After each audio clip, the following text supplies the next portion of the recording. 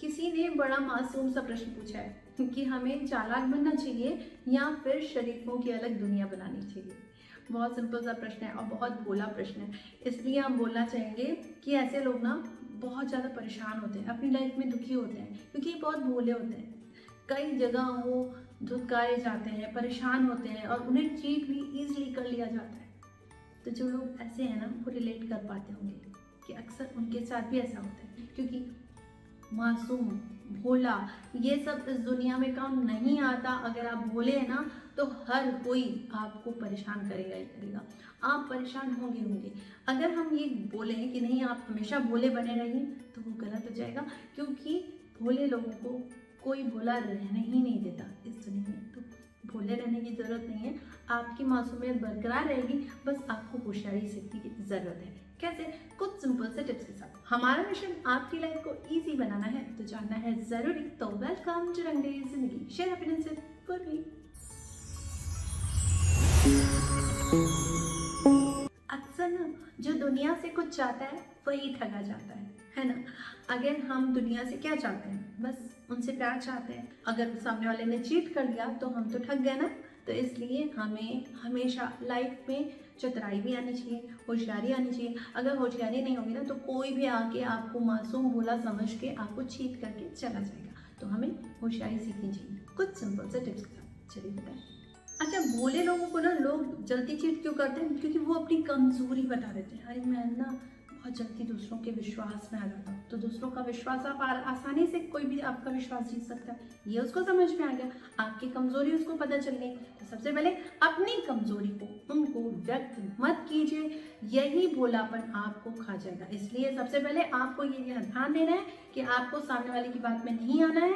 पहले उसे पढ़ना है, रीड करना है, समझना है, और जल्दी किसी पे भी इजीली विश्वास नहीं करना है। क्योंकि जहां आपने इजीली विश्वास करना शुरू कर दिया ना, लोग आसानी से चीट करने लगेंगे। और अपनी कमजोरी तो बिल्कुल और बिल्कुल नहीं बतानी है, इस चीज़ को याद रखें। भोला लोग कैसे समझते हैं? आपके पहनावे से, आपके रहन सहन से, आपके खान पान से, आपका चलने उठने बैठने का तरीका, यानी प्रॉपर तरीके से आपको देखते हैं, वॉच करते हैं और समझ जाते हैं ये तो इंसान भोला है, इसे आसानी से चीट कर लो।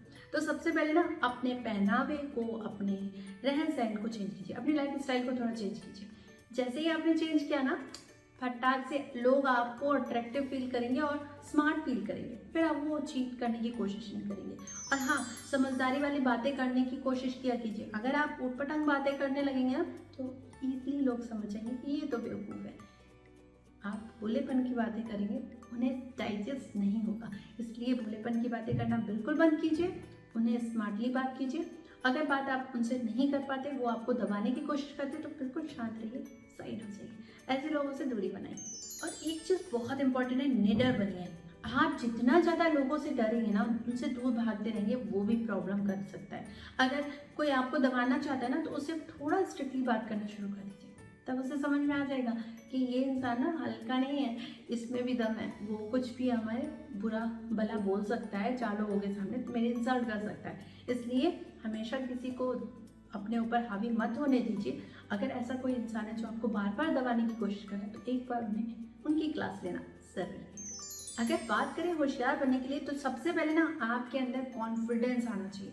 अगर आप कॉन्फिडेंट होंगे ना, तो हर कोई आपसे डर के बच के चलेगा। लेकिन अगर आप भोले मासूम से एक साइड बैठ जाएंगे ना, और अपने व्यूज़ भी प्रकट नहीं करेंगे, अपनी थॉट प्रोसेस को रिप्रेजेंट नहीं करेंगे, कॉन्फिडेंटली किसी से बात नहीं करेंगे ना, तो सब लोग आपको समझ जाएंगे कि आप भोले हैं, मासूम हैं, और आपको चीट करके चल देंगे।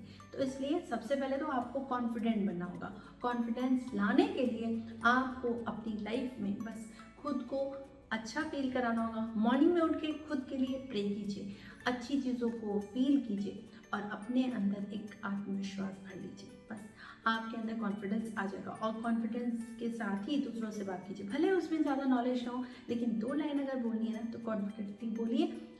दूसरी बात, आपको ना जहाँ भी आपको जाना है, पहले उसकी तैयारी करते जाइए।